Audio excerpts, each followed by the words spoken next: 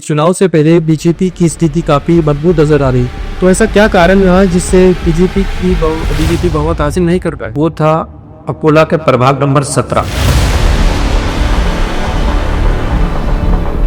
BJP प्रत्याशी करण साहू। मेरे को बोलो कि जब जब दंगा हुआ, अगर वो 1000 भी सामने खड़े रहे तो तुम्हारा भाई अकेला गया कि नहीं गया? और शिवसेना प्रत्याशी राजेश मिश्रा, ये दोनों जिम्मेदार हैं। ये दो व्यक्ति है या दो प्रत्याशी है जिन्होंने पूरे अकोला के प्रभागों में प्रभाव डाला।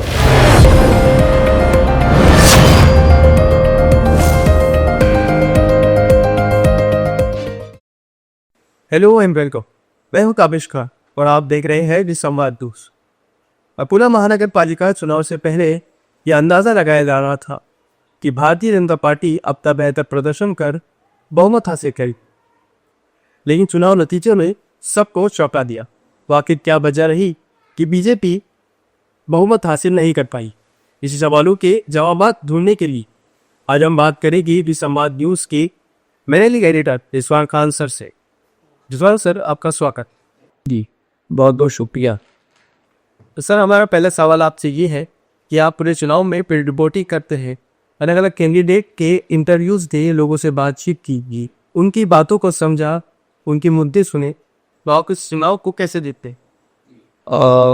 अकोला महानगर पालिका चुनाव 2025 का हमने पूरी तरह से कवरेज किया।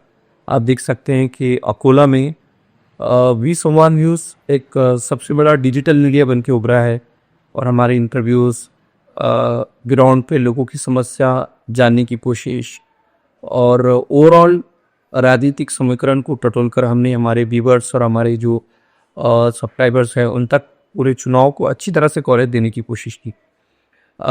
इस चुनाव की अगर बात की जाए तो ये चुनाव एक लंबे समय के बाद हो रहा है। दरअसल 2017 के बाद जो 17 में चुनाव हुए थे, उसके बाद फिर चुनाव नहीं हुए, टेक्निकल रीजंस थे अलग अलग। तो ये लंबा गैप होने की वजह से काफ़ी लोगों में उत्सुकता थी। हर पार्टी इस चुनाव में हिस्सा लेना चाहती थी, अपक्ष के तौर पे लोग चुनाव लड़ना चाहते थे। तो शुरुआत में ऐसा लग रहा था कि इस चुनाव में काफ़ी कंपटीशन देखने को मिलेगा, बहुत सारे प्रत्याशी होंगे। हालांकि फिर भी 80 सीटों के लिए, 20 प्रभाग के 80 सीटों के लिए लगभग 470 उम्मीदवारों ने नामांकन दाखिल किया था और मैदान में थे। लेकिन इसके बावजूद बहुत सारी पार्टियों की कैंडिडेट्स ने नामांकन वापस लिया। अपक्ष के लिए या फिर आज़ाद उम्मीदवार के तौर पे जो लोग लड़ना चाहते थे वो भी पीछे हटे। कुल मिला के धीरे धीरे जब चुनाव करीब आते गए, वोटिंग का दिन आते गए, तो तस्वीर साफ होती गई और ये चुनाव दो मुख्य पार्टियों के दरमियान होता हुआ दिखाई दिया, या दो गठबंधन के बीच। एक चुनाव की दूसरी एक दिलचस्प बात यह है कि इसमें इस बार पैसे का ज़्यादा इस्तेमाल हुआ। बहुत महंगा चुनाव रहा। कैंडिडेट्स को अपनी कैंपेनिंग के लिए या वोट हासिल करने के लिए बहुत पैसा खर्च करना पड़ा, बल्कि अनौपचारिक रूप से लोगों ने पैसा भी बांटने की कोशिश की। वोटर्स की तरफ से कैंडिडेट्स को प्रेशराइज करने की कोशिश की गई। बल्कि मैं एक जगह चुनाव के दिन एक प्रभाग में घूम रहा था तो एक कैंडिडेट्स के रिश्तेदार से बात हुई। उन्होंने कहा कि मैंने अपना फ़ोन स्विच ऑफ कर दिया है क्योंकि लोग हर बात के लिए पैसे मांग रहे हैं।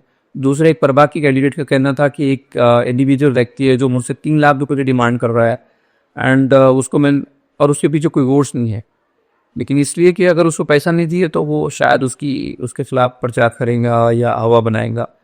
तो अलग अलग दावे थे, लेकिन पैसे का बहुत इस्तेमाल हुआ, पैसा बहुत खर्च हुआ। एक और बात कि पैसों के अलावा इस चुनाव को पोलराइज करने की कोशिश की गई। हर बार की तरह इसे जाति धर्म के नाम पे बांटने की भी कोशिश की गई।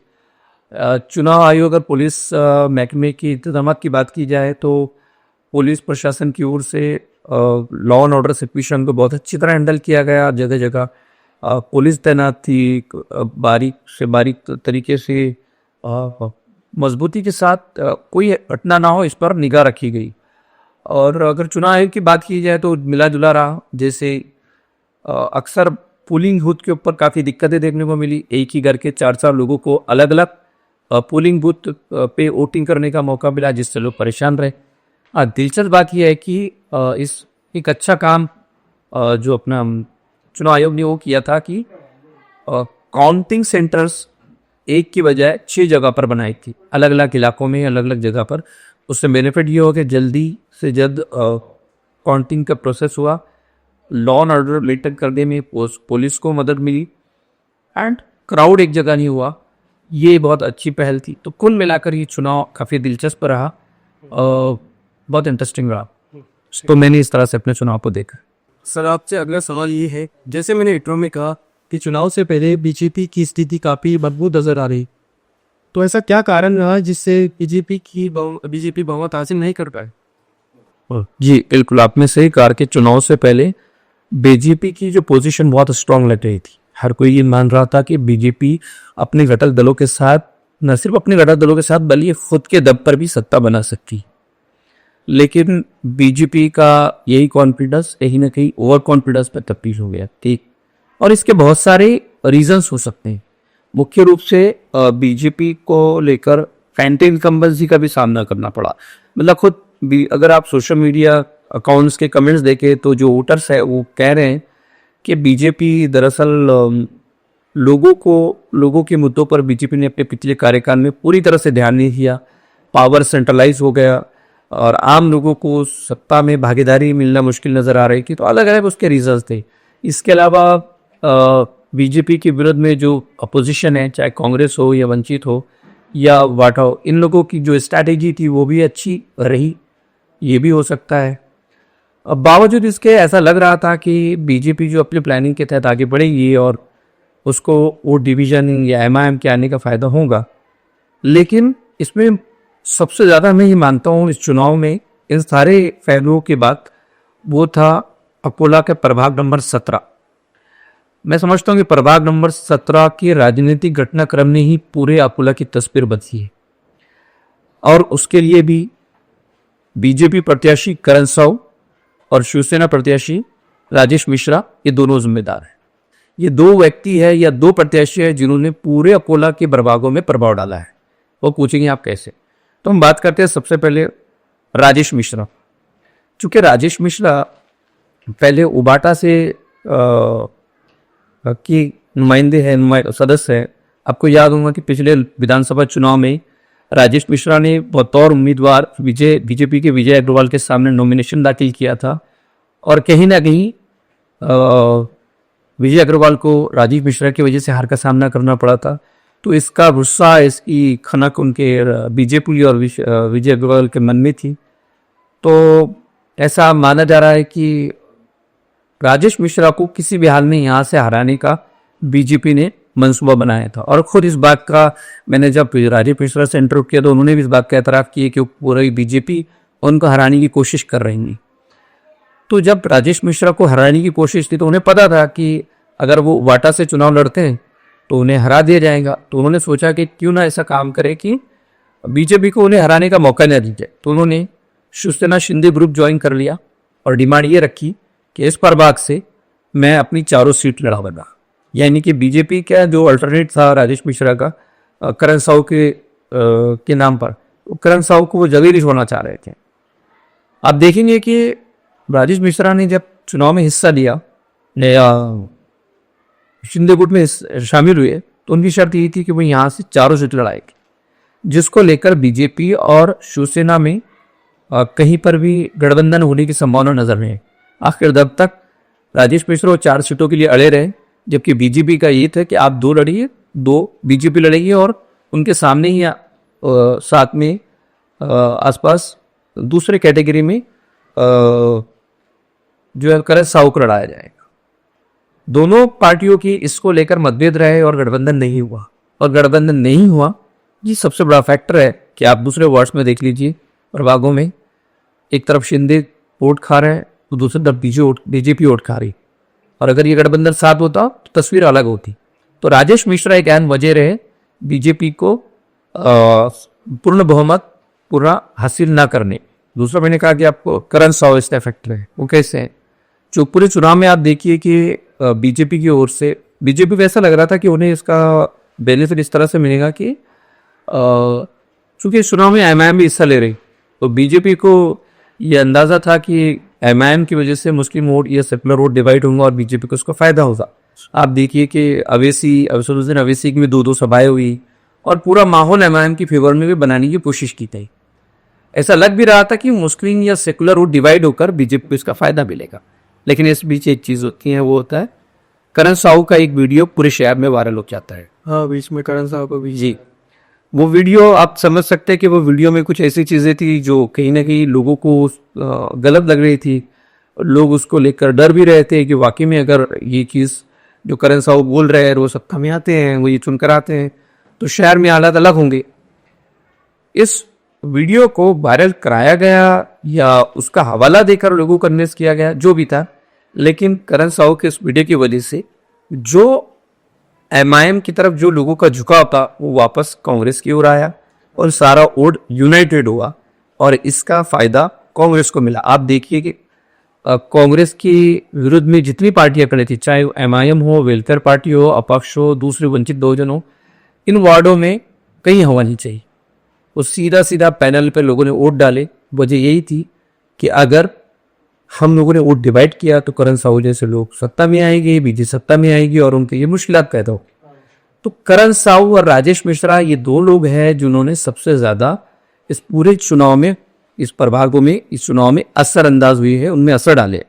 मुझे लगता है कि बीजेपी को पूर्ण बहुमत ना मिलने की वजह ये दो लोग हैं।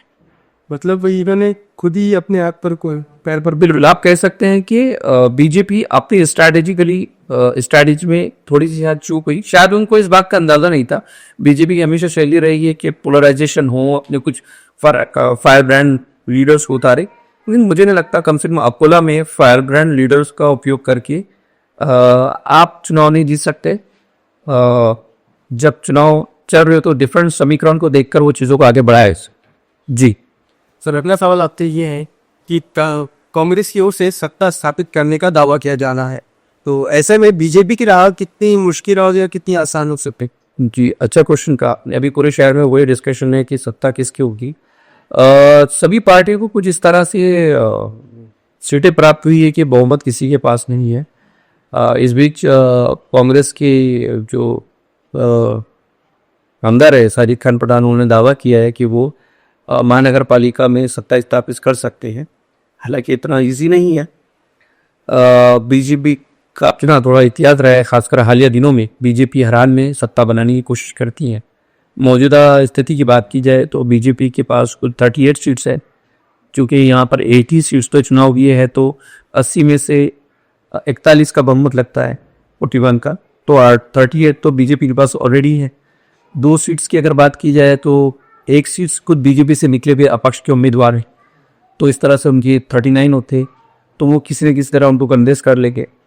और एक अजीत पवार गुट के एनसीपी के कैंडिडेट है या फिर मेंबर है, वो उनके साथ शामिल हो जाएंगे, क्योंकि वो राज्य में भी सत्ता में, तो यहाँ भी इजी भी हो जाएंगे। तो इस तरह 40 हो गई।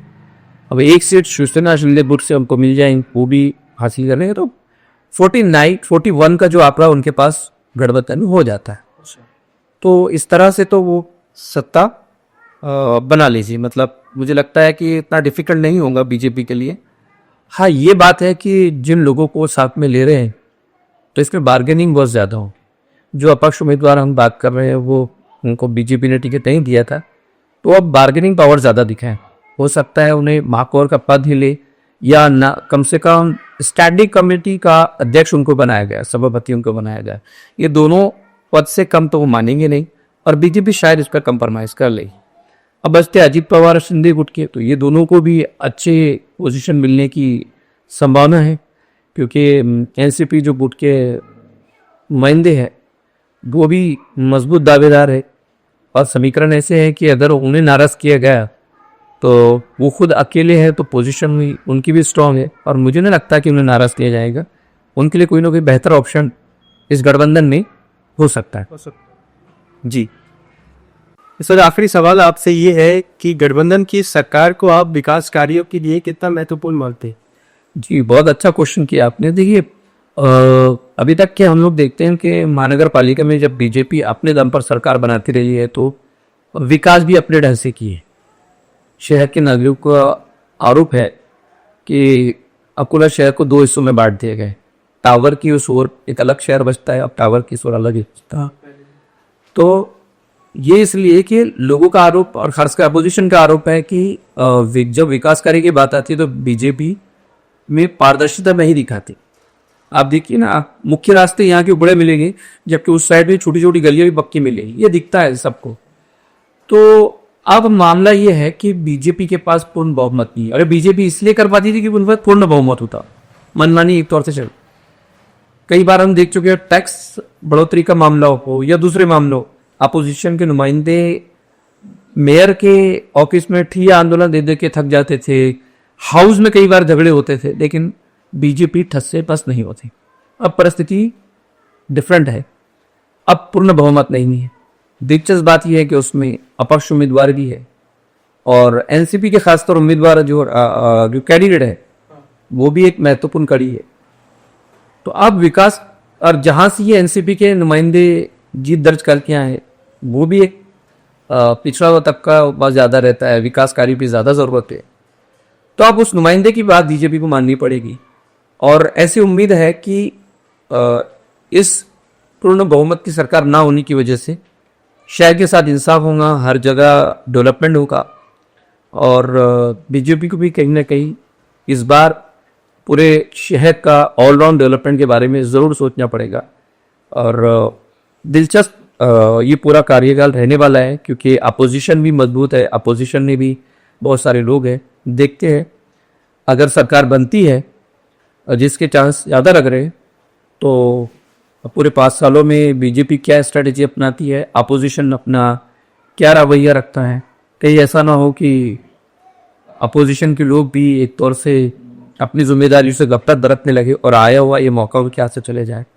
उम्मीद करते हैं कि कुल मिला के इस डेमोक्रेसी में जल तक का भला हो, सबका ध्यान रखा जाए। जी, हमसे बातचीत करने के लिए आपका बहुत बहुत शुक्रिया।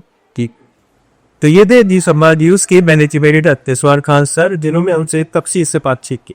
आने वाले दिनों में महानगर पालिका में सत्ता किसकी होगी, ये तो खैर एक सवाल हैगा, मगर उम्मीद करते हैं कि जो भी सत्ता में आएगा वो इस शहर का विकास करेगा। Thank you.